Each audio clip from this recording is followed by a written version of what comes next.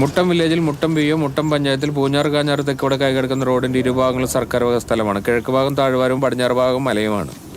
ഈ റോഡിന്റെ കിഴക്ക് ഭാഗത്തിരിക്കുന്ന താൽക്കാലിക ചായക്കടയിൽ നിന്നും വടക്കോട്ട് സുമാർ 60 മീറ്റർ മാറിയും വടക്ക് സൈഡിലിരിക്കുന്ന PWD സൈൻ ബോർഡിൽ നിന്നും തെക്കോട്ട് സുമാർ 50 മീറ്റർ മാറിയും റോഡിന്റെ കിഴക്കേ വശത്തുള്ള നമ്പറില്ലാത്ത മയിൽക്കുറ്റിയിൽ നിന്നും 7 മീറ്റർ വടക്ക് പടിഞ്ഞാറോട്ട് മാറി റോഡിന്റെ പടിഞ്ഞാറേ വശമാണ് കൃത്യസ്ഥലം.